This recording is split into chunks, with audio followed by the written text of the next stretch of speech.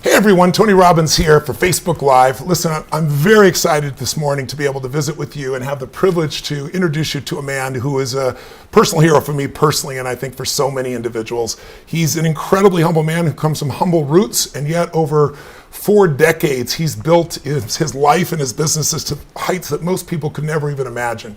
I'm talking about a man who is considered by many to be one of the greatest investors in history, certainly the most successful hedge fund manager in history. He's returned more money to investors than anyone in the history of investing in that category. $57 billion since 1975, to give you an idea. So not only is he one of the greatest investors, people call him the Da Vinci of investing, he's been called the Steve Jobs of investing, but the reason that Ray is so unique is he's also an unbelievable entrepreneur. His company, Bridgewater, that he built starting when he was 26 in a 2-bedroom apartment, has now been built into an organization that manages $160 billion. Fortune says that it's one of the 5 most important corporations, private companies in the United States. It shapes a great deal of how our world works. And the man who created it and built it, both the entrepreneur who built Bridgewater and the man who is one of the greatest investors of all time, is joining us because today is the launch of his new book. It's called Principles, Life and Business by Ray Dalio. The quote on the cover is from Bill Gates, of course. It says, Ray Dalio has provided me with invaluable guidance and insights that are now available to you in Principles. This book is part biography, it's part the principles of what has made his life so incredible, and it's part really what you do to grow in business. And when you read about his life, you learn investment principles as well. It is one of the greatest books I've read, and so I wanted to promote it and get you all to get a copy of it, so go get it immediately. But Ray was kind enough to fly down here. He's doing tons of media in New York. It's the opening day, and he's here to do this Facebook Live with us. So Ray, thanks for joining us. Oh man, thank you for having me. It's a privilege. It's really been wonderful to get to know you as a friend and to see the impact of what you do a little bit more on the inside, and you've been very kind in helping me get information to people on how they can change their financial lives. I interviewed 50 of the brightest financial people in the world, and when I sat down with you, you became one of my absolute favorites, I think you know, just because you've built a machine. You've thought about finance so different than everyone else. But I want to start, and you've done 3 principles, which is this book is all about. I'd like to start with the beginning, the early days. Because when someone sees someone as successful as you are in business and in investing, they look at you like you're from another planet. But you really come from very humble roots. Will you tell us a little bit about your childhood in Long Island, your parents, and what got you hooked on investing in the first place? My dad was a jazz musician. Yes. My mom was a stay-at-home mom. Yeah. I got hooked on investing because I was a caddy. Yeah. I had odd jobs when I was growing up. You know, I had a paper route, cut lawns, and did all that. And then I got into caddying when I was 12, and the markets were hot at the time. Yeah. And I thought that, I want to take my caddying money and play the markets. At 12 years old. Well, I mean, of course, it wasn't that big a deal. Like, everybody's talking about the market. Because the market was hot. Yeah. And so the first stock I bought was the only company I ever heard of that was selling for less than $5 a share. And it was, the only reason I bought it is I figured I could buy more shares, so if it goes up, I would make more money. Right. That was a dumb strategy. Right, okay. And I tripled my money because it was not smart, it was dumb, but I got lucky because it got acquired by some company that was then took it over, and it was about to go bankrupt, and then I got hooked. Yeah. Right? And I loved the game. And of course, you tripled your money. You were making what, $5 a bag in those days? Yeah, $6 a bag. $6 a bag. Right. And so every time I get $50, I would then go to buy another share of stock or something, Wow. so a few shares of stock. And that was what it was like. And I got hooked. Yeah. Right. Did you ever want to be anything other than somebody in the financial markets, an investor, an owner? Well, it was always my favorite game, Yes. right? I mean, I could have been a lot of other things. Yes. I mean, I could have been an architect or whatever. I don't know. But the market's always, once you get hooked, you get hooked. Tell me, why this book now? I mean, you're giving the secrets basically of what built Bridgewater, a lot of the principles of how you've grown that company from one of the top 5 most successful companies in the United States, private companies. Why now? Why are you sharing this now? And why the level of depth that you're giving here? Well, first, I'm doing it to help other people be successful. I didn't originally want to even be public about these No, you're a things. very private man. That's why I'm asking. Yeah. Well, what happened in 2011, because we made a lot of money in the financial crisis, we got a lot of attention. Yeah. And we have a very unusual way of operating, and that makes us successful. Yes. And it got attention, and so that led me to put these principles that we're operating by on out. Yes. And 3 million people, 3.5 million people downloaded them, and I got a lot of thank you notes and so on. Yes. And now I'm at a stage in my life where I'm moving from the second stage of my life to the third stage of my life. Yes. I believe basically, I think of it as we're operating in 3 stages. In the first stage, you're dependent on others, Yep. and you're working. In the second stage of your life, others are dependent on you, and you're working.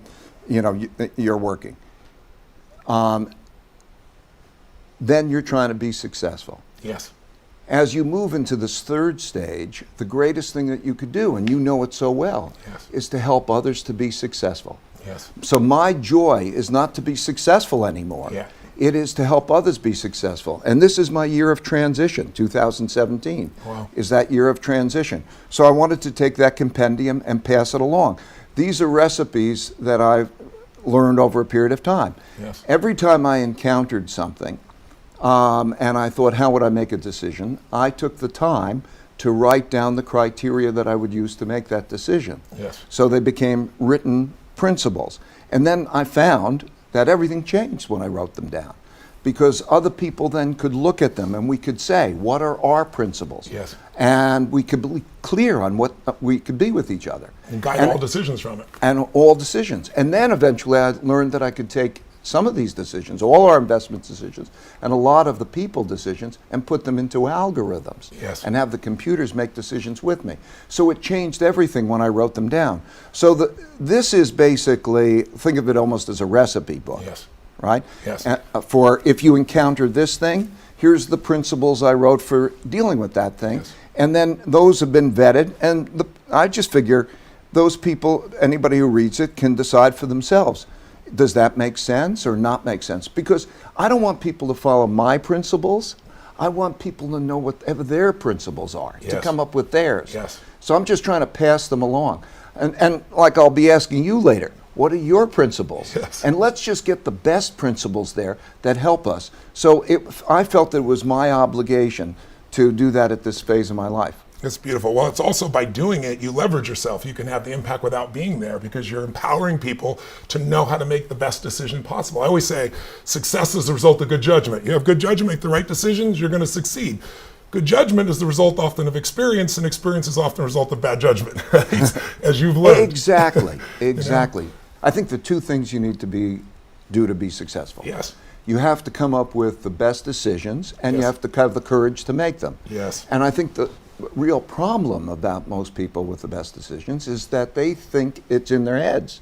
Yeah. And most people, tragically, are attached to opinions in their heads, and they don't put them out and stress test them. So the thing that I learned was really to take those ideas, put them out there in a certain way, and stress test them. Whatever success I've had in life has had more to my knowing how to deal with my not knowing Yes. than anything I know. And that taught me a lot more, and it taught me how to take in what others have, and that was, a key thing. So this is really about how to do that. Well, let's talk about how that came about for you, because I think, when I went around and interviewed people, when you watch somebody on CNBC, everybody knows where the market's going, and they're going to tell you with absolute certainty, right? And then when I interviewed the best investors on earth, you obviously being one of the top, there's this not only humility, it's not like a false humility, it's like, I don't know if I'm right, and I have to prepare. I have to have an asset allocation that if I'm wrong, I'm still going to do well. It's a different mindset. But tell me, it really came from failure that you looked at this, because you were somewhat, proud, and maybe your own description was arrogant at one point. Let's go back early on. Early days, you got into the commodities business, and I know you were trading your own accounts, and you had some experiences with pork bellies that got your attention. And then you told me when we first met about when we went off the gold standard and how wrong you were. Tell me about those 2 situations, and how did they inform or change your mindset to say, no matter how certain I am, I'm going to stress this test with people that are smart but have a different point of view than I do. Well, in the markets, in order to beat the markets, you have to have an independent point of view, and that's different from the consensus, because the consensus is built into the price, and you've got to be right, and you're going to be wrong a fair amount of. And therefore, I learned just what you said, the power of mistakes, Yes. the power of learning of mistakes. And so there's the pork belly example, of course. That was one of those that I wrote about in the book. Yeah. And then there was the gold standard, and I was clerking on the floor of the New York Stock Exchange, 1971. The U.S., the world doesn't take our money anymore. And President Nixon gets on the television, and he says that the link to gold is broken. And what that meant at the time is that money, as we thought about it, was just like checks in a checkbook. Yes. And what mattered was the money that was in the bank. The gold. And that was the gold. Yeah. And all of a sudden that stopped. And I thought that the stock market... So basically the money is attached to nothing. It's what it is today, and everybody's gotten used to it. But then all of a sudden it's worth nothing. I used to turn it in and get gold, and I turn it in and get zero. Right. And I walked on the floor of the New York Stock Exchange, and I thought the stock market was going to go down, and it went up. Okay. And what I realized then, that when I went back and I studied history, that although it never happened in my lifetime before, it happened before. And so the greatest surprises that I learned about are things that never happened in our lifetimes before, yes, but they happened before. Everything has happened before. Yes. Everything is repeated. It's a cycle. So but the one that had the biggest effect on me was 1982. Yeah, I want to talk about that. Okay, 1982. Okay, I had calculated that American banks had lent a lot of money to a bunch of countries that would not be able to pay back. Latin American and emerging countries that couldn't pay back. And it was a sort of a crazy point of view. But Mexico defaulted. You were right about that part. Right about that part, but yes. You're not right if you're not making money in the markets. I get it. Okay, so they default August 1982, and I thought the stock market's going to go down, and the stock market went up because the Federal Reserve eased, things changed, and whatever, and I learned. Okay, yes. So I was. But it wasn't. You didn't just miss. You were like publicly humiliated. What happened to your company at the time? You lost all your. Tell us. I had to lose. I lost all the people who worked for me. I had to let them. They were like family to you. These were like family. Yes. Yeah. Yeah. And then I you had to borrow $4,000. Is what it was? You know the story well. Well, go ahead, tell us. I'm interrupting. I don't mean to. I just no. But right. It's in the book. So I lost all these people I cared about. I was very publicly wrong. And how many employees were left when you were done? Me. So I had to make a choice. Am I going to put on a tie and go to Wall Street and have a job or not? And I had to borrow $4,000 from my dad to help pay for my family bills. Wow. And that was one of the most painful experiences that I ever had. And after you've been in business, what, 8 years, 7 years? This is right. Yeah. Wow. And quite a name for yourself already. And it was one of the best experiences I ever had. Why? And it was one of the best experiences because it changed my attitude about decision making. I learned, okay? I went from thinking I'm right to asking myself, how do I know I'm right? Right? Yes. And that gave me an open-mindedness. And I've learned, by the way, when I know a lot of very successful people, and I learned that they crashed at some point. Almost everybody's crashed. Joseph Campbell in his book calls it going into the abyss. Yeah. And that crashing is really the best thing for them. Yes. Because they either have a metamorphosis or they don't. Yeah. And I learned pain plus reflection equals progress. Yes. Right? Yes. In other words, those moments, and then quality reflections. So I learned that I needed to have an idea meritocracy. In other words, explain that. Okay, an idea meritocracy is when the best ideas win out. So it's not autocracy. It's not I'm in charge and I'm making the decisions, and it's not democracy. Everybody's equal. It's the people with the best ideas are the ones that influence where you go. Right. Well, to use an example, think about it this way. Supposing you have a sickness, and you go to a doctor. Okay, you can go to one doctor. You can go to 3 doctors. If you can triangulate among believable people, and then you're faced with the choice, how are you going to deal with that situation? So, for example, you might say, I think I should do this decision. Well, you'd be dumb if the doctors tell you to do the other decision, even though you don't understand it.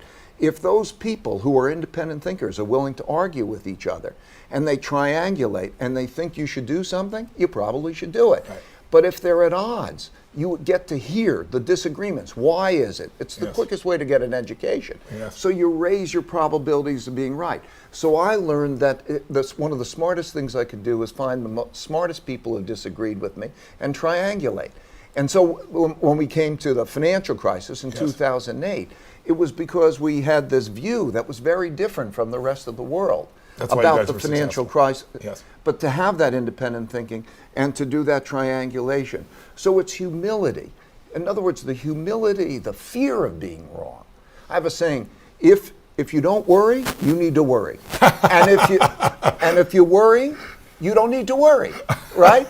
You don't need to, if you don't worry, you're probably going to get into trouble. Yes. And if you worry, you'll probably do the things that are necessary. Exactly. Yes, and so that change in mindset and being able to draw the best out of everybody so I can make the best decisions, not being attached to what I think. Yes. That's why I think it's one of the greatest tragedies of mankind.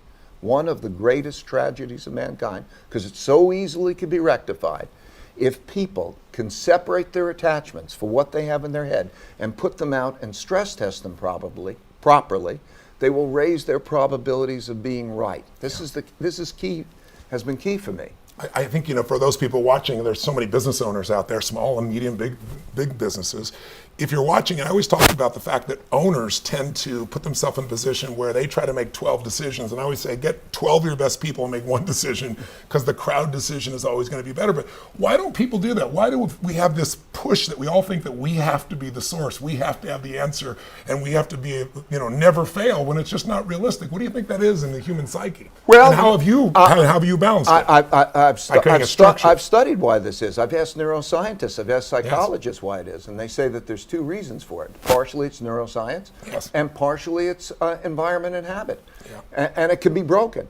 So the neuroscience part of it is that deep-seated in our brains is a part of the brain called the amygdala, which is the fight or flight part of the brain. Survival. And there's a little bit of an instinct that if there's disagreement, that is conflict. And it produces an emotional reaction. There's a tendency to do that. The other part of it is the world rewards being right. In other words, you start with the smart kid who gets the A's on his test and so on.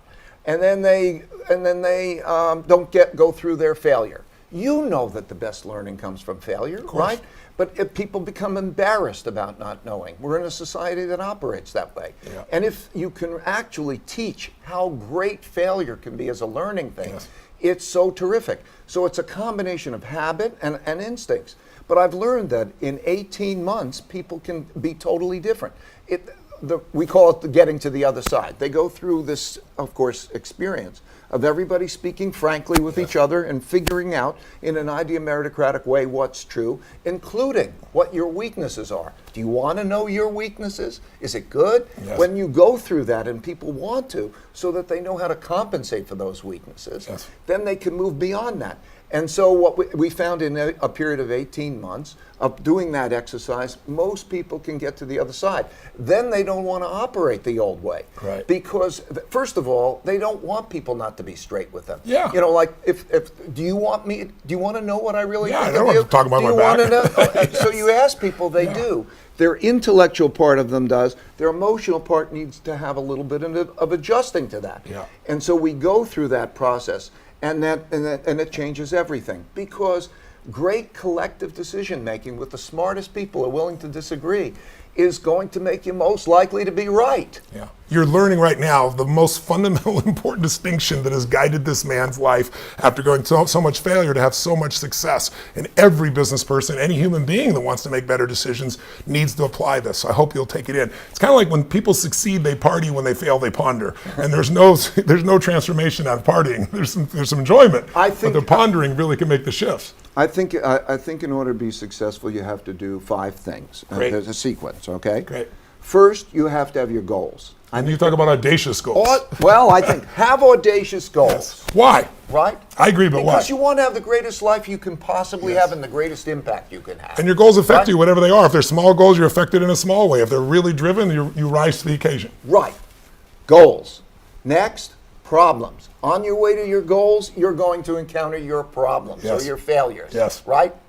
But you don't tolerate them. You got it. Don't tolerate them. Right? Number 3 is then diagnose them to get at their root causes. And often those root causes are things that people are doing wrong. Maybe you're doing wrong. Maybe it's a weakness of you. Yes. Notice the patterns. Get at the root causes. Yes. Once you know the root causes to your problems, then you go to find out a design. Yeah. So you've diagnosed it to its root cause. Find out the design of what you're going to do about that. So let's say you have a weakness. You might not, maybe it's develop the strength, or maybe it is to work with somebody who's strong where you're weak. So you don't always have to be able to overcome every weakness. Sometimes it's finding the right partner. It's usually the most practical thing, right? That makes sense. Because everybody's brain works in different ways. Yes. In other words, to see something one way, you're probably going to be blind in another way. Yeah. So to know how to work with people who are strong where you're weak is very powerful. So number 3, design what you're going to do. Yeah. And number 4 and number 5 is to push through to results, right? So you say, I've got a design. Okay, now goddamn do that design, right? The determination and flexibility to find the way. And that's it. This is what I call this looping. Go for your goals, identify and not tolerate your problems, get to the root cause of them, then design a path to fix those things, and then go beyond it to push through. And you just life is just basically keep doing that over and over again. Yes. And if you do that, you'll make the advances. That is why failure's a teacher. You know, if you have success, you did it right. So there's nothing to learn probably, right? If you have failure, there's something to learn, right? Yes. Make the most of your failures. What I learned, I developed an instinctual reaction that's different from failure. The instinct is now to view failure as a puzzle that will give me gems. The puzzle. Once you solve the puzzle. Right. The puzzle is, what would I do differently in the future so not to have that result? And that's where the principles come from. That's what you write that down. Yeah. So you can guide those decisions in the future and really make it happen. After every event I've done, Ray, in 40 years, my team will tell you there's no exaggeration, not after every event, after every break at every event, which is usually pretty late at night, I think you know, I do a debrief of everything that worked so I can capture it and why, the principle behind it, and then I do a debrief of what didn't work or could have been better and what should we do to change it and improve it. And I've done that for 40 years, to give you an idea. So there's a reason why events get better and better, because it's nothing but principles. And then my team reviews it before the next event. We review what worked so we can do it again even better, and then we see what didn't and figure out what the solution is. And it's just, the learning never stops, right? Well, this is why something you and I want to pass along to be of help, right? Yes, for the sure. value of mistakes. Yes. And they sting, so they stick. Yes, you remember them. Right. Yes. Like I think of my life, and I remember back, and I remember all my failures. I don't remember my successes. Yes. And so I would think it was a life of failure. Well, I'll remind you. You've had a lot of success. But because of that, yes, it's all evolution. Yes. It's all evolution. Yes. And it's beautiful. But you can't worry about getting your knees skinned, you know? What have been some of your weaknesses? And you know, maybe share with me, I know in 1993 you wrote about in the book, and we talked about it, you received a memo. You built this culture where everybody's transparent, where there's this total radical honesty and truth. Not meanness, just honesty. But not everybody was ready for that, and they were interpreting it in a certain way. So tell me about that memo and how it changed you, but also tell me what has been one of your weaknesses, and how have you either made it into a strength, or how have you surrounded yourself with better people to overcome it? Okay, so let me take the 93 first, and then I'll go to my weaknesses. So 1993, I then had about 70 people work for me. Yeah. And how many do you have now? 1,800, 1,500? 1,500. 1,500, yeah. Yeah. And so, and I get a review. I want to be reviewed by other people, and I get a review by some of them the closest, and they said, you did these things great, but you're demoralizing people. They're feeling, bad about all of these things. They're demoralized. Yes. And I said to myself, I didn't want to demoralize them. We're in it together. I didn't know if they didn't tell me, but fortunately came through this way. And I was put into a dilemma. How do I handle this? Do I be straightforward with the people? And because I want them to be straightforward with me and be straightforward, but it was difficult and it was a problem. And that was a very important time. Yes. Because the way that I dealt with it was to think, how are we going to behave with each other? So I sat down with them individually. And I said, do you want me to be straightforward? Do you want to know what I really think? Do you want me to listen to what you really think? Should we be this way together? And that began a process, really, of writing down principles of dealing with different things, putting them in writing, yes. and then saying, can we agree that this is how we're going to be with each other? Yes. And it's based on fairness and truth. That's right. Yes. But a lot of people could say that's discomforting. Most of the world doesn't do this. Right? Now, why is it when they write about you, everybody honors you, obviously, but you always, once in a while, get those pieces like they talk about your group like it's a cult. And it's like, it's not a cult. It's the silliest thing I've ever heard. It's an unbelievable standard. It's like a group of Navy SEALs because the standard is so high. What are they missing about your culture? I know. What is it they missing? I think that some people, get bruised by this, yes. right? By that straightforwardness. Is there a percentage of the population that just can't handle it in terms of their psychological makeup? That's right. There's well, we find in about the first 18 months, 2 years, about a third of the population doesn't make it. Yeah. Right? That makes sense. It's not for them. And it's totally fine. Yes. Okay? But this isn't radical honesty. What honesty. happens, it basically is a battle that they have between their two yous, we call it. Okay? There are two yous in your brain. Yeah. Okay? There's the upper level you that is logical, rational, and say, what I like to know what's true, what I like to know my weaknesses, what I like to... Cerebral cortex. Yeah, okay, thinking part. The prefrontal cortex. Yeah. And then the other parts of our brain, the subliminal amygdala and so on, that doesn't like that. Yeah. And so usually they go through this process. They think the process is fair. We do extraordinary things to make it fair. But they are really having a battle of their two yous. Yes, I get it. So that's what's going on to a large extent. Yes. And so it's a difficult environment. It's like you say, it's like an intellectual Navy SEALs, right? Yeah. If you get to the other side and you get through it and you have these relationships are very important, then it's powerful. I want to describe it maybe in one long sentence, okay? It is an idea meritocracy in which the goals are to have meaningful work and meaningful relationships. Yes. And they're equally important, by the way, and they reinforce each other. So an idea meritocracy, to have meaningful work and meaningful relationships through radical truthfulness and radical transparency. Yeah. Radical truthfulness means we lay on the table what we really think and we deal with it. Yeah. And radical transparency gives the ability to people to see everything. Because you can't have spin. If you can see everything, you can be part of the idea meritocracy, of course. Yes. If you hear somebody tell you what's happening and everybody's giving you the different stories, you can't be.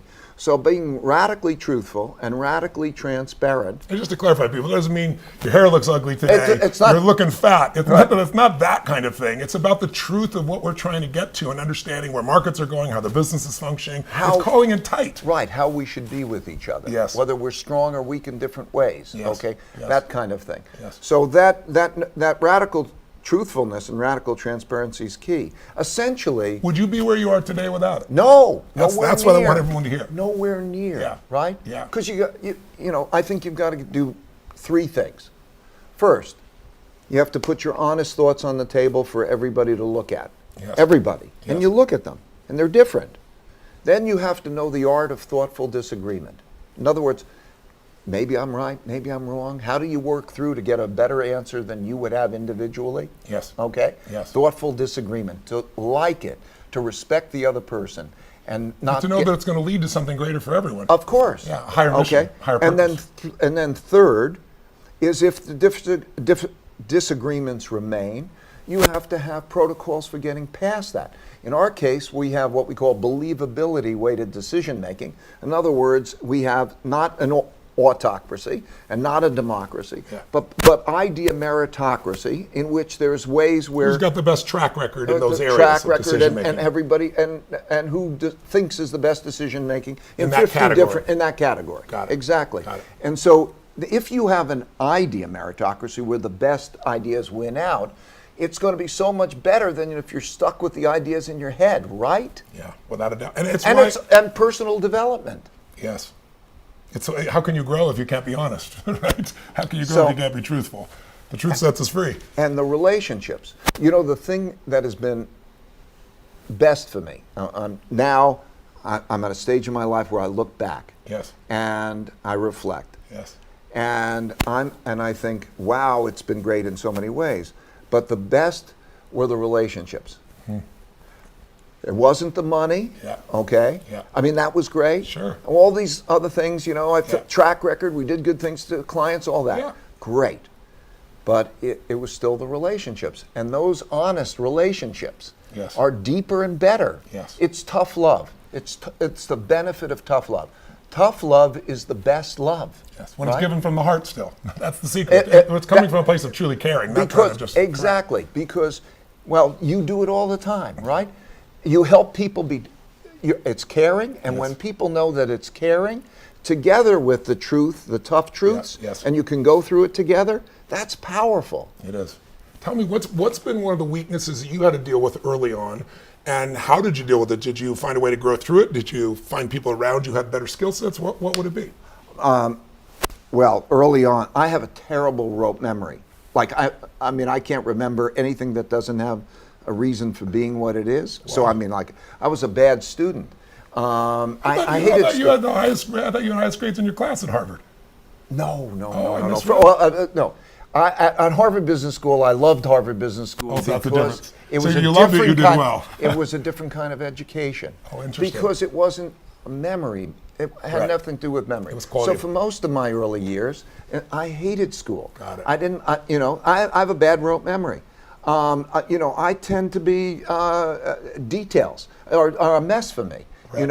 Anybody who's around me, I need to work with people who are meticulous, and detail oriented. Yes. So it supplements you. So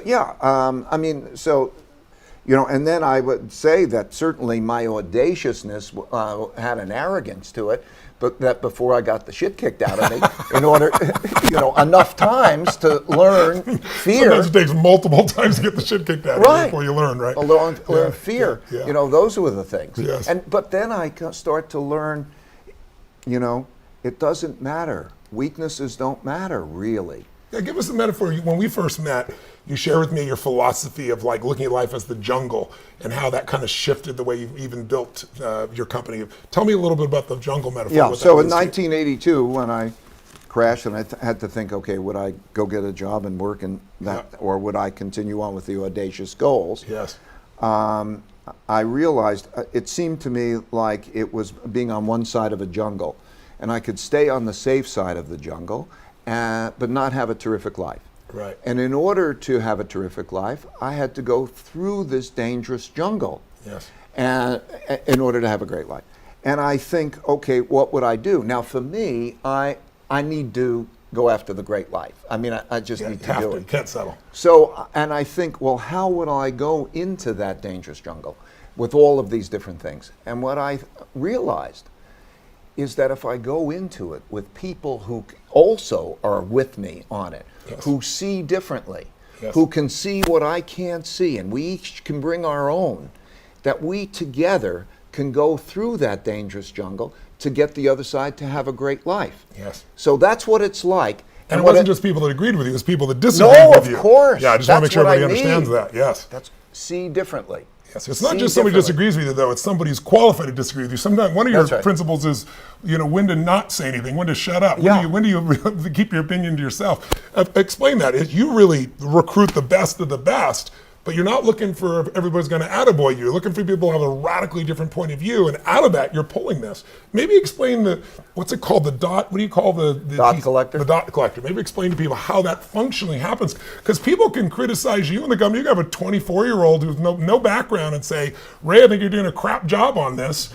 And someone else might say you're doing a great job. How do you measure and decide who to listen to? How do you make that meritocracy work? Okay, I want to say that for anybody who wants to see it, there's a TED Talk. I'm gonna put it out in 16 minutes, and you'll see how the dot collector works. Perfect. Right? But what it is as the meetings are going on, people are very easily dotting. They call dotting. Yes. So they're conveying what they're seeing and how each person is behaving about different things. So you might be speaking, and they might say what? Some people might think that's the most arrogant thing or the stupidest thing, or you're not being considerate to that person, or there's like one of 50 different things you can hit. You can go ... Okay. Ray, bum, that. Bad, good, boom. Yes. And we all do it together, right? So that creates all of a sudden the visualization of how everybody's seeing everything. So that comes up on a screen, and you're seeing in colors how people are seeing each other and the colors. Wow. So what happens from that, which is unbelievable, is that you ask yourself, how do I know that I'm seeing it the right way? Because this young lady might be saying this is stupid, and there's 4 other people saying this is genius, and you're seeing all that in real time? In real time. Wow. So because when you're seeing it in real time, you're forced to say, how do I know that I'm not the wrong one? Or why am I seeing it that way that is different from that? And so what happens is the computer is analyzing simultaneously who is seeing what way, and it causes people to go above themselves, right? In other words, it really provides perspective. Yeah, because you're just one of those in that line and in this grid. And now you go above yourself and you're saying, this is how everybody's seeing. Then it raises the question of, together, how do we know what's best? Right. Okay? Just because it's in your head doesn't mean it's best. So how do we know what's best? And that brings us back to we and the ability of the team to make the decision, as opposed to me thinking I have the answer completely. Right. So the ability of this computer's then programmed in a way where it knows about all of those, what they're good at, what they're bad at, and so on, puts it in place and actually communicates individually with each person. So your iPad is coming back and saying, Tony, be aware of this, this, and the other thing as you're making that decision. And so it supplements the decision making, and it communicates to you personally, knowing what you're like, knowing what the other people you're interacting like, and it drives us to the higher level. Then we say to ourselves, what are the criteria for determining the best decision given that? Mm-hmm. So it's a collective. The team creates the principles. Right, and then the team creates the principles, and then you write the algorithms, okay? Right. And that algorithm, which is just the same as a principle, but just in computer language. Just designed to trigger you at the right time. Right.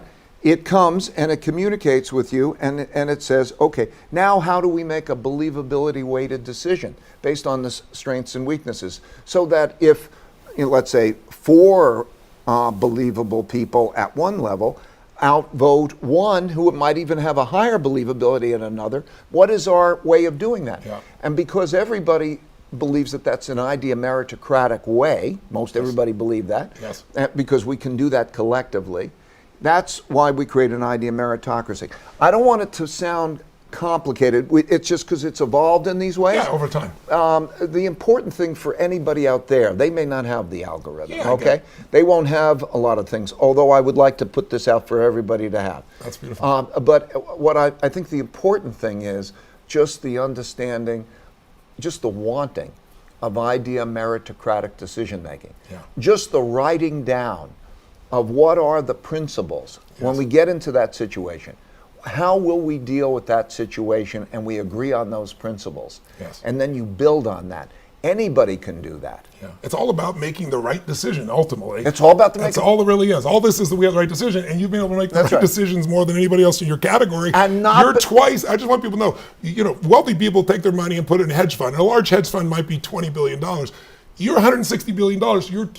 You're bigger than your 2 biggest competitors combined. So he's actually showing you how they make these decisions. What do you do on Monday? But it's not me. Well, your team, excuse me. That's I'm exactly saying right. It's that's this, the beauty. I get it. Right? I get it. The power of it. It's this. Yeah, it's the power of the crowd. Because if you're stuck with all you've got in your head, that's very little in relationship to all that's out there. And that's what makes you a business owner anyway, as opposed to an operator, is when you can be in a position where the team is making those decisions, not just you. Otherwise, you carry it all on your back. But even if you're just the one guy and you have the one business, you still have all those people around you. Exactly right.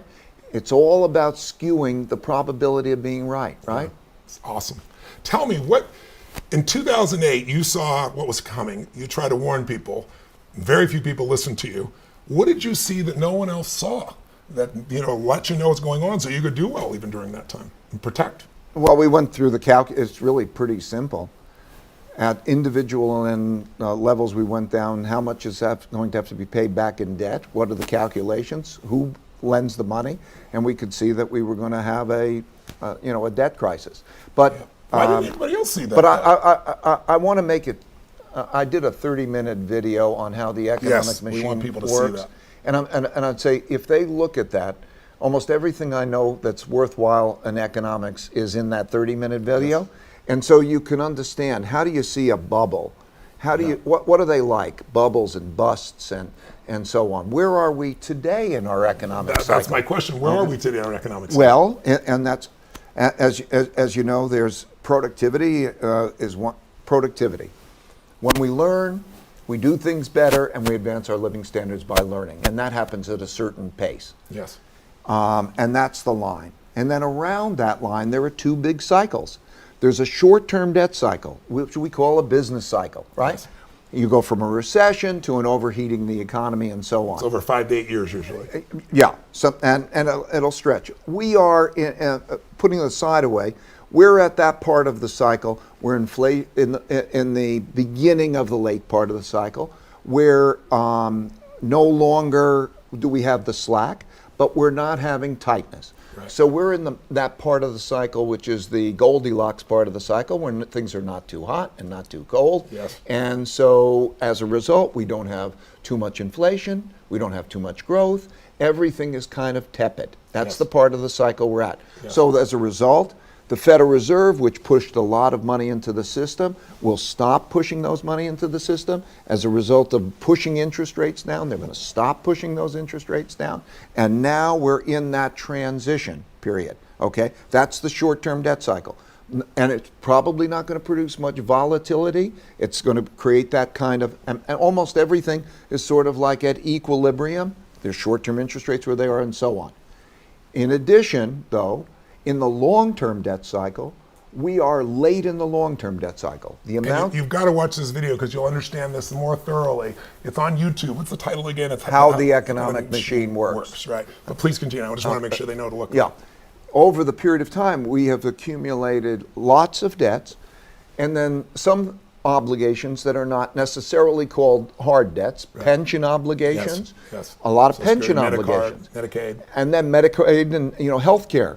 And the demographics are changing, and all of those obligations cannot be met, and they're like a lot of debt, and they're squeezing us. They're going to squeeze us. Okay, so that we're in that middle part of the cycle with that squeezing gradually coming. We don't have a bubble, so we don't have to worry about that. We're going to have a gradual You're not squeeze. worried about another 2008. Here's the question I had. Here's what I'm worried about. Please tell me. What are you worried? We're going to have a squeeze, a slow squeeze, and the biggest thing to understand is that we don't have one economy. Think of it as having two economies, okay? Think of it, to make it this way. There's let's call it the bottom 60% and the top 40%, yes. Okay? Because we make a mistake of thinking about the economy or the average economy, and you don't realize how different those are. And that's the biggest issue of our time. So very much like the late 30s, okay. Same things, by the way, happened in all of the 30s up to 1937. This year is very similar to 1937. In what ways? Back then, they had a debt crisis, 29 to 32, that was the same as our 2008 debt crisis. Mm-hmm. Both cases, interest rates hit zero. In both cases, the central banks printed a lot of money, bought a lot of financial assets, pushed the economy and the market higher and up to 1937, up until now. And then there was a giant wealth gap. So today, the top 1/10% of the population's wealth is equal to the bottom 90% combined. Mind-boggling. 1/10% equals bottom 90%. You have to go back to 1935 to 1940. And also as a result of that, you have populism. Yes. Because one segment the economy's not working for. Yeah. Okay, and there's an odds, and we saw it reflected in our election, yes. And we're seeing populism around the world take place. Yes. Very similar. And in 1937, we were at the exact same point in the cycle, and the Federal Reserve decided to tighten monetary policy, and as a result, we had a 50% fall in the stock market. We had a lot of problems. We don't have to enact that. There are lessons to be learned from that period of time. I think the Fed is talking about a soft landing. So in other words, we don't want to. You can't have an economic downturn, right? Even though times are supposedly great for the average. The stock price is at new highs. We have a situation in where the unemployment rate is low. If you look at the circumstances of that bottom 60%, the economy has not worked. They haven't had growth. That's right. Their death rates are rising at only places in the world. They're rising because of opiates and because of suicides. The employment, that middle part of the economy is having a hollowing out. So if you just said, what does that economy, let's carve it out and look at that economy, and that's the economy that we have, that is a miserable economy. Yeah. Okay, that's a miserable economy. Yeah. So the fact that we have these two economies, think of it as two economies operating at the same time. By the way, what are the economics of the bottom 60% versus the upper 40? Or how are you dividing it up? What's the economic barrier there?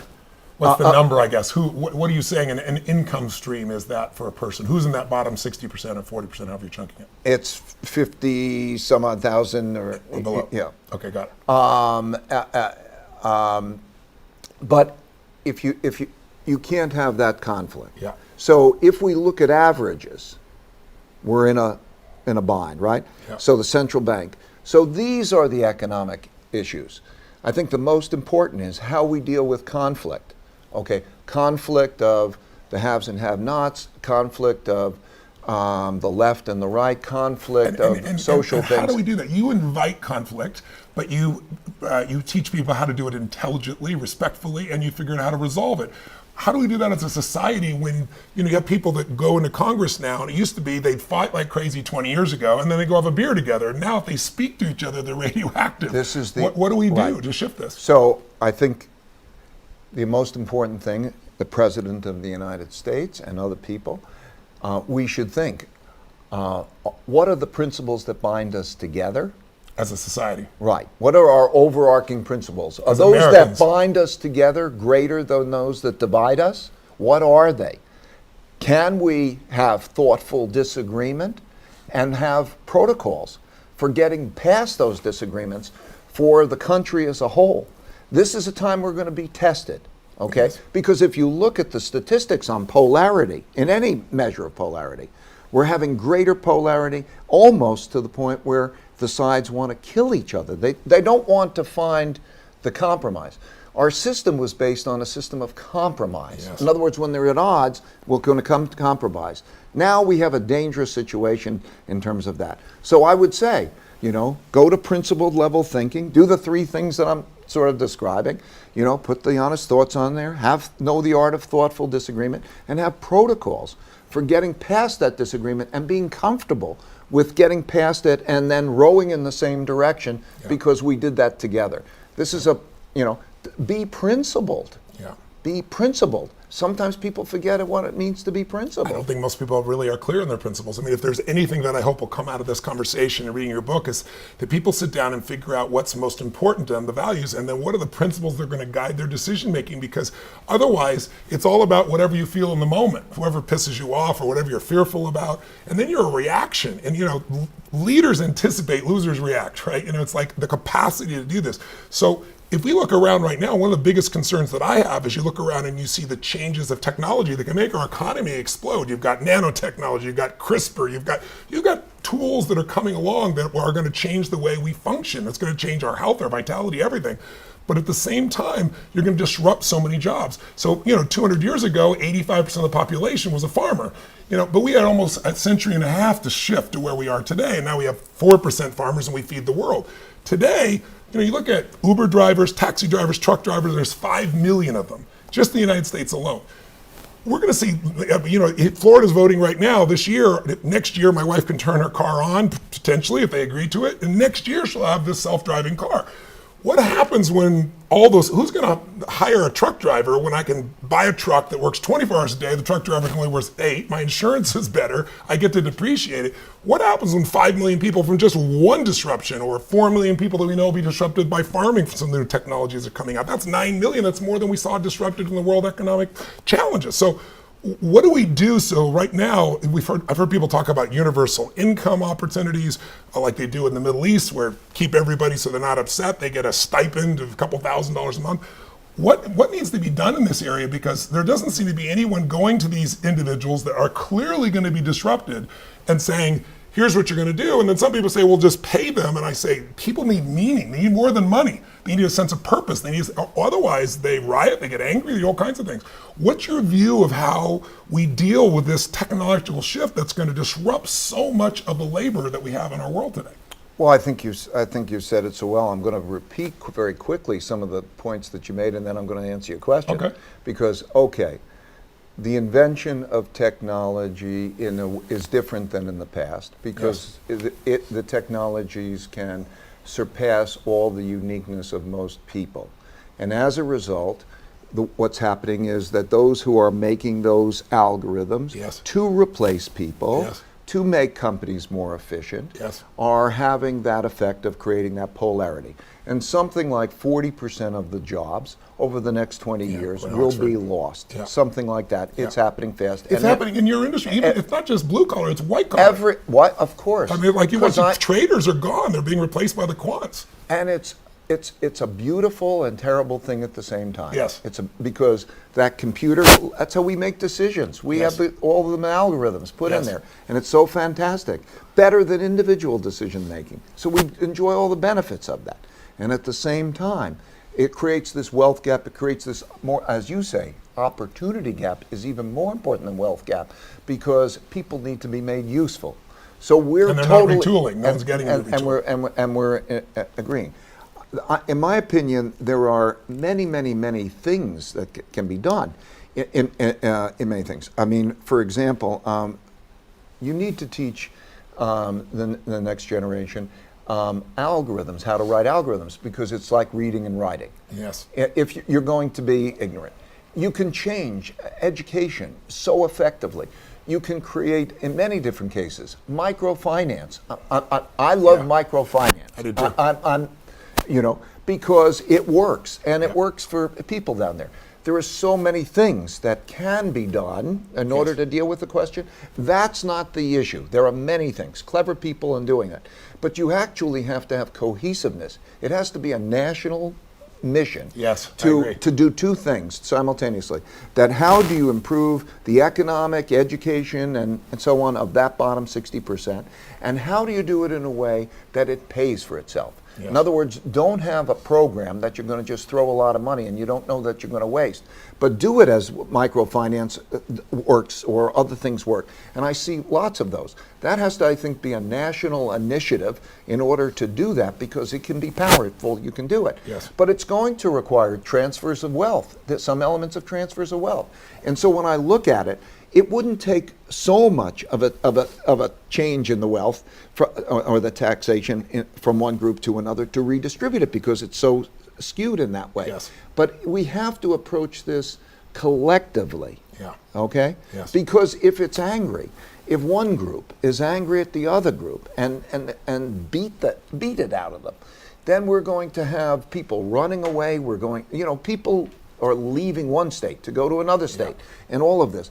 How we do this collectively has to do with more how we are with each other than are there solutions. There are solutions. And we went to the moon, right? We're going to Mars now. We can do amazing things. But I do believe in initiative in which the goal is to deal with that issue, particularly the bottom 60%, their opportunity, their income, and to do that in ways that are self-funding.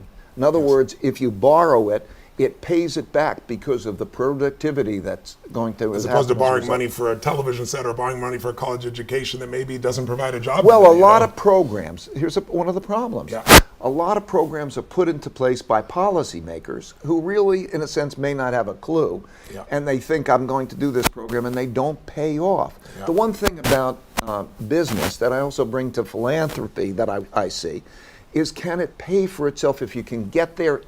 Not all good things can pay for themselves. I get that. Okay, so there's room for giving people money because they can, but there's an enormous ability to have it pay for it. This week I'm going to go to honor Mohammed Yunus, who was the founder of microfinance. Yes. Okay. Yes. And he basically is a very clever man, and he finds any of the ways where there's a business activity, a goal that he wants to achieve, that it pays for itself. Yes. So there are lots of ways, Education. Yes. Education can be so much better and so much cheaper in terms of technologies and certain things. Yeah. So it's these things that if we bring to bear, we need to deal with that. But it's more fundamentally, can we all be in the same room working on the same goal, like going to the moon? And the way you do that in your organization is there's certain principles. So for example, simple one is, I understand it, is if someone has 2 minutes, they're uninterrupted during those 2 minutes, which you can't watch on a television discussion between both sides. But also you have to repeat fundamentally what they just said so they know they're heard. And so that you actually have to listen so that there's the bridge. Because what happens today is people just stomp all over each other. They don't hear anything. They don't perceive anything. And what we seem to be forgetting is, it'd be like a couple of years ago with the battles happening over guns. We all want our children protected. This idea that you are evil because you have a different view about how to get that done than me is where the challenge really happens. Let's shift because we're going to run out of time here. What would be, you've given us so much advice, and the book is filled with, again, the book is Principles by Ray Dalio, Life and Business. Please go pick it up today. It'll change your life. It'll tell you the history of one of the most successful human beings in the world, one of the 100 most wealthy men, but most importantly, most influential men, and the man who's added so much value to tens of millions of people around the world. What would be your best advice for business owners out there? You've kind of done it, but if we're going to summarize, what would be 2 or 3 of the most important principles that you'd share with a business owner and help them to succeed? One of them is, you talk about, it's not only what, but who, picking the right people, but what would be something you could give them right now as a trigger saying, if you really want to grow, here are 2 or 3 areas that I would put your focus in to expand or generate. I tell people you got to run 2 businesses, the business you're in and the business you're becoming, right? Because you have to anticipate. What would be your advice? Well, again, same thing. So much we've covered. Well, have your audacious goals. Great. Okay. And prepare. Learn from your mistakes. Yes. Realize that you're not in it alone. Yes. Don't be trapped in your own head. Yes. Know how to get the best resources and know how to learn from that thoughtful disagreement. Yes. And you will get there. You will evolve. There is always a best path. You just don't know it. Yet. Right? You don't know it yet. Yeah. Yet. Yes. Okay. You get around bright people that Right. have different points of view, you can find it. And when you fall and you get banged up, reflect. Yes. Reflect. Calm yourself down. Reflect. There's a lesson there, right? It's the same things. Make them your puzzles. Yeah. Right? Yes. They'll give you gems. Yes. The gems are the principles of what you'll do better next time. Yes. Yeah. Where is meditation played? I want to make sure we touch that in because you've been a long-term meditator with TM. Tell us about how that's played a role in the success of your career and your life. Well, I think it's been one of the most powerful things that's helped me the most because I've been doing it for, 44 years or something. Yes. And it has given me an equanimity. Before we did this, we just had a brief meditation Yes, we just did it together. Right? It gives, as you know, it gives you both an equanimity, so that you can, it seems like being a ninja. Yeah. Everything kind of slows up and they come at you and you can deal with it with that equanimity. Yeah. And it gives you a creativity because it opens the connection between your subconscious brain and your conscious brain. That's what the magic is. And that's where the magic is. Because in your subconscious brain is all those creativity. It doesn't come from working it in your conscious brain. Yeah. Where do the best ideas come from? You take a hot shower and they pop into your head. Go to sleep wanting an answer and wake up with the answer. Right. So subliminally it's there, but it's trapped there. And when you open up the way through meditation, because it literally, as you know, you're not conscious and you're not unconscious. You're in your subconscious. Yeah. Because by repeating that mantra, that word, essentially that sound, what happens is it gets you away from all the noise that your brain is constantly going through. Yes. And you focus in first on the sound, and then the sound disappears, and then there's nothing. And where you are is in that subconscious state. And so as a result, that exercise, a very simple exercise, there's nothing religious about it, there's nothing, anything, it's just a good exercise. That exercise giving the equanimity and the creativity is just invaluable. Would you be the same level of success if you hadn't been meditating all these years? Oh, I don't believe I'd be close. Yeah. I think it helped. It's really provided that perspective and that balance. Yes. I recommend it. I say really, it's probably the best gift I can give anyone. They can take it around with them anywhere they go for the rest of their lives. Right. Right? And it can bring you joy. It can bring you joy for nothing. Yeah, it brings you joy for nothing.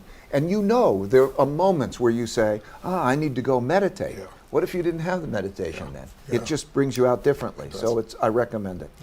Investing just for a moment. We're 8.5 years into this bull market. You've given us an idea where we think we are, and you've told us what some of the challenges are. When there is a correction, I mean, there's a correction every year. People don't realize, on average, since 1900, we have a correction. I remember last year in January was the worst January in history. Everybody's freaking out, and they all came to you at CNBC and said, "You're in Davos, and what do we do?" And you talk to them about what they can do. Calm down, don't overreact. Tell me how you came up. I don't want to go through it now because at the time it's in my book, so people can read the chapters. But this whole idea of finding out how you can not know where the markets are going to go and yet still win. This idea of the all-weather that you came up with, and you adapted it for me to share. You're unbelievably generous with my readers and with anybody who picked it up. We call it the all seasons. It's not quite the same. But it's been right 85% of the time. You would have made money in the last 75 years. And when you lose, the most it's ever lost is 4% on that formula. How did you come up with it? What made you pursue that? And what would you say to people that are panicking the market's going to crash any moment and they've been sitting on the sidelines missing one of the greatest bull markets in history? I'm going to give the brief answer, and then which is that diversification properly balancing means that you could take equally good things and you can reduce the risk. And because they're equally... I just want to clarify, you said that the holy grail of investing you found early on, changed your career, and it was how you could reduce your risk but not reduce your returns. How did you do that? By knowing how to balance, okay? When you can take equally good things, yes, they're equally good, so your expectation of return is equal, yes, right? But because they're uncorrelated, yes, because they move differently, they balance each other. So one goes down, the other one bounces up. Right. And I would love to get into it, but I'll just repeat. What you did is provide a great service. It's in your book. Yes. So anybody who reads that book has taken the time, and you've put it in a language that everybody can understand in a way that we won't have the time to go through now. Yeah. So it was great for me and great for you and great for those people, yes, that we could communicate how they could achieve that balance. It's so important because you have to understand that in order to beat somebody, the market's a zero sum. Yeah. And adding value, loses. That's right. Yeah. And so the consensus is reflected in the price. Yeah. And so you have to be better than that. I put hundreds of millions of dollars each year in trying to play that game well, yeah, and others do, and it's a difficult game. It's more difficult to compete in the markets and be successful than to compete in the Olympics. Yes. So be humble about that. It's difficult. Yes. But to achieve that balance so that you understand how you can get that good return without losing a lot of money, yeah, is something. You've communicated it well, so I would, rather than be able to cover it, book, yeah, recommend that they look at your book. But your money is all your personal Most of my money is in that. Is in that. That's right. It's truly amazing. And people, you can go pick up a book or go to the library, whatever, and get the answer because you walked us through it. We did it in 2 chapters of the book, and it's mind-boggling. I mean, if you could go to Vegas and be right 85% of the time and make close to 10% on average, and when you're wrong, the most you ever lost is 4%. How often would you invest? Right? Well, it's a different game, right? Yeah, the risk of ruin, yes, is so diminished. Yes. It depends exactly how you construct that in yes, terms of what your risk and return is. So it's explained there. But the risk of ruin, like any one investment, there will come a time in your lifetime that it's going to be down 50 to 75%. Yeah. And when it's down 50 or 75%, if it's down 50%, that means you have to make 100% in order to get back. Even, yeah. So you can't afford those kinds of Especially if it's later in life, you don't have the time, right? Right. Yeah, yeah. So this is really the way to protect themselves. So many people get great returns, but then they also slash to the bottom. And one of your principles is not lose money. These are good returns, yeah. Yeah, these are great returns, but you're limiting the downside massively. We're out of time now, so the last piece, is there anything we've covered you haven't been able to share? What's the core message you want people to leave with? Whether they're an entrepreneur or an investor or just somebody who wants to improve their life, what would you say that core message? Well, most importantly, have their principles that deal with reality. Yes. Well, embrace reality and deal with it, and have those core principles and get them wherever they can. As you know, what I want to do is I want to get your principles. I listen to a lot, but if everybody took the time to write down their principles, yes, and to think about each other's principles for how to deal with specific things, not this big, high-level principles. But in other words, Pragmatic. the specific, okay, I have somebody who is cheating in my company. What do I do? Or I have the banker who is doing this thing. What do I do? Or how do I recruit the best team? I mean, every recipe like that is here. Well, I've been through those experiences, and I wrote down my recipes. They can consider my recipes. They can consider anybody else's recipes. At the end of the day, they must believe them, what is good for them, and they must have principles. Because as you say, if you don't have principles, everything looks the same, like you're in a blizzard. When you start to think of something and you say, oh, it's another one of those, like you think of a certain type of species, it's that species, and here is how I deal with that species, and that way of dealing with it works. That is an effective way of operating. So I would like to encourage people to have their own principles that they understand and believe in, wherever they get them. And I spent my whole life basically pulling principles out of people. I wrote Money Master the Game, and I came to you. That's how I met you, was saying, I got to find the best people in the world. It can't be my ideas. I have my own ideas on the psychological and emotional side. But I want the best investors in the world. Let's figure out what the principles that are guiding them, and let's teach them to the average American. So that's really what we've done. You've been so generous, Ray. I consider you a dear friend now. I love you personally, and I hope people here not only get to see this unbelievable, historic figure here, but I want them to feel the man and your true passion and caring for people and the commitment that you have to leave a legacy where people can continue to grow and expand beyond the time that you're here. And this book is part of that legacy. You're going to write another one, I understand. Is that true? On economic and investment principles. Yes. And then I'll be done. Yes. Because everything that I have to say can be in here. It gives you leverage. It's in there. I don't have anything to add. Yes. I hope my grandkids will read it when they get older. I'm sure they will. And Tony, I want to say that we share the same type of values, the same type of principles, and that's why, back at you, man. Thank you. Thank you very much. Brother. Thank you so much. God bless you. So pick it up, Principles, Life and Work by Ray Dalio. This week, also check out on YouTube the machine, how do you say that? What's the phrase? How the Economic Machine Works. And then his TED Talk as well. And I'll put those out over the next few days as well. Pass it on to everybody. Go grab this book as quick as you can. It's a great read. It'll give you history. It'll give you principles. It'll change your life. Blessings to everybody. We'll see you soon.